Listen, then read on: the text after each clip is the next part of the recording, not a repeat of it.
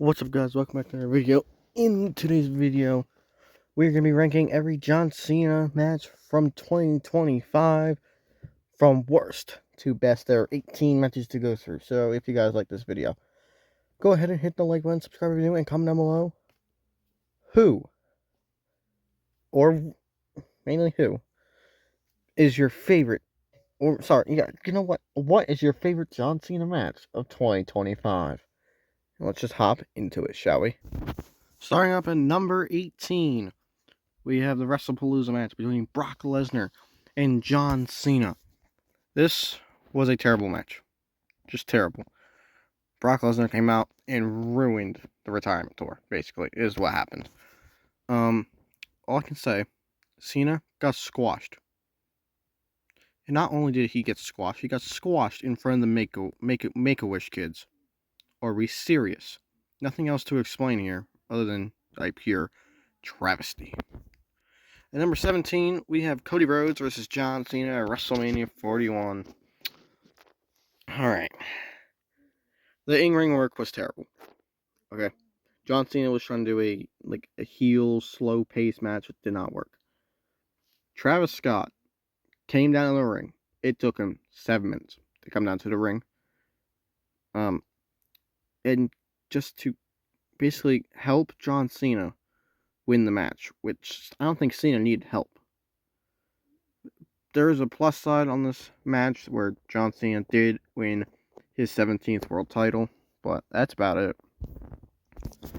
At number 16, we have the SmackDown match with John Cena versus R-Truth.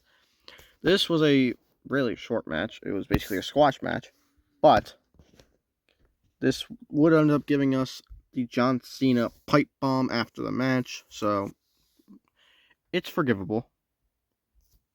At number 15, we have John Cena and Cody Rhodes versus Logan Paul and Drew McIntyre. It was a really random match, but it was fast paced. They really didn't get going until the hot tag to Cena. But a little bit, like a couple minutes later, Logan Paul with low blow John Cena that calls a DQ finish. So pretty forgettable. Number 14, we have John Cena versus R-Truth at Saturday night's main event. The June edition of Saturday night's main event. Cena squashed R-Truth. This is the first time it happened. But, Truth does bring back the John Cena colors as Ron Cena.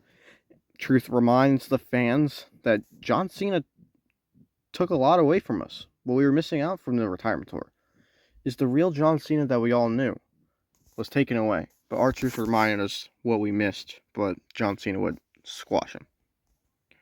Number 13, we have the Money in the Bank tag team match with John Cena and Logan Paul taking on Cody Rhodes and Jey Uso. Half of the match was very slow until Jey tagged Cody with the hot tag. Really fun part of this match was when Logan Paul hit a insane springboard moonsault to Jey Uso through the announce table.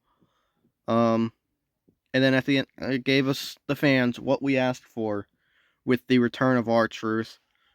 And then Triple H would go on the press conference and say it was all a work. It was not a work. Don't let him lie to you. At number 12, we have John Cena's final appearance on Monday Night Raw's final match. He teamed up with Sheamus and Rey Mysterio to take on the Judgment Day's Dominic Mysterio, Finn Balor, and JD McDonough. This was really special, really fun, 6-man tag match. It was also John Cena's final moment with old friends and rival Sheamus and Rey Mysterio. Sad. Well, if you guys can believe it, this was John Cena's final win in his WWE career. And pretty cool, JD McDonough was the last person to get pinned by John Cena. Can you believe that? Beautiful. At number 11, we have the Men's Royal Rumble match. Not just Cena was in this match. There's a lot of fun moments. We had the great moment with Penta and Rey Mysterio starting the match. A dream match. We had the cool Aisha Speed moment. Um, Cena had a lot of cool interactions with old rivals, new faces, people who he hasn't faced with before. All the stuff with Seth, Roman, and Punk, that was insane. Like when they all were eliminated, the brawl outside the ring. The good surprise from Joe Hendry, and then John Cena would make it to the final two, but lose to Jey Uso. Overall, a really good Royal Rumble match. At number 10, we have John Cena versus Dominic Mysterio at Survivor Series War Games for the Intercontinental Championship. This was John Cena's final PLE match of his WWE career, if you're not counting Saturday Night's main event. It was a decent in-ring match. Fans were having a ton of fun for this match. John Cena, well, sorry, I don't want to skip this over. We had the return of Liv Morgan, guys, which was shocking. Cena was putting over the entire Judgment Day in this match. There was a moment where I thought Dom got injured, which I was going to be really, really upset. But overall, he was fine, and Dominic Mysterio, the GOAT, would reclaim his Intercontinental Championship. At number 9, we have the Elimination Chamber match between John Cena, Drew McIntyre, Damian Priest, Logan Paul, CM Punk, and Seth Rollins. A lot of fun interactions in this match. We had the Punk and Seth feud, of course. Drew McIntyre and CM Punk renewing their rivalry. Punk and Cena face off to end the match. First glance of Cena turning heel when he took advantage of Seth taking out Punk. He made Punk pass out, tap out. I forgot which one it was. It was a really good match, but this match is really remembered from what happened afterwards with John Cena turning heel. In my opinion, the greatest heel turn of all time. At number 8, we have Randy Orton versus John Cena at Backlash. Expectations were really low for this match because this match was like a month after the travesty that was Cena versus Cody at WrestleMania. It was a chaotic finisher fest, but a good finisher fest nonetheless. We had the great moment of Randy Orton literally RKOing everybody in sight. R-Truth would come out to help Cena, and then after the show, Cena would take out Truth at the press conference. That made no sense. But overall, this was a really fun match. At number 7, Dominic Mysterio versus John Cena on Monday Night Raw for the Intercontinental Championship.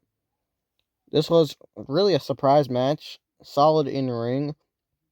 They had a really fun tribute to Eddie Guerrero. And this is where we got John Cena becoming a Grand Slam champion and winning the Intercontinental Championship. So that was really, really good. At number 6, we have the Night of Champions match, John Cena versus CM Punk. These guys have like insane chemistry with one another. It was a finisher fest, but it was a fun. This is like literally, this is basically Bloodline rules. That's basically what it was. We had the Vision come out. We have Penta come out. It was insane. CM Punk did a handshake, and then Cena would attempt to low blow CM Punk.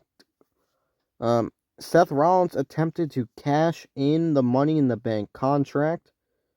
Seth Rollins would take out CM Punk, and then poor Charles Robinson got decked by John Cena.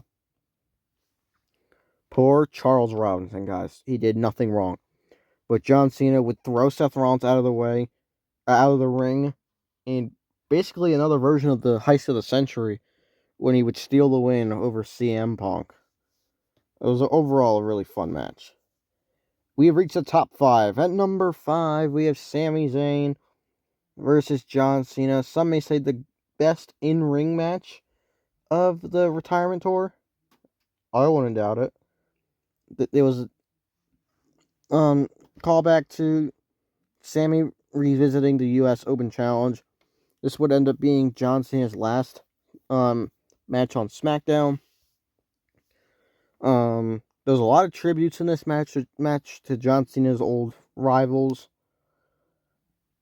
It would score higher, but because it would have scored higher if Brock Lesnar didn't come out and destroy Cena and Sammy, which making this match not have a definitive winner. But it was a really, really good in-ring match. At number 4, we have Gunther versus John Cena. You know, sad. What a sad time. John Cena would tap out the Gunther here, which is upsetting. It's John Cena's retirement match.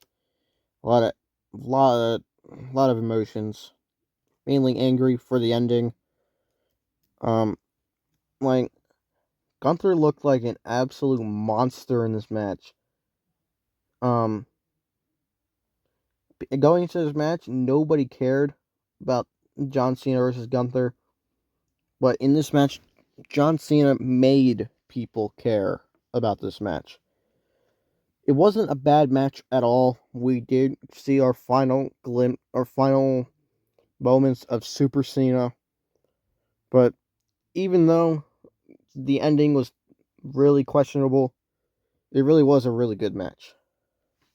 At number 3, we have Logan Paul versus John Cena at Clash in Paris. Well, this was a fantastic match. This was giving me John Cena and AJ Styles at the Royal Rumble in 2017 vibes, because they did not leave the ring once. Great Leon France has always legendary crowd. Cena was hitting moves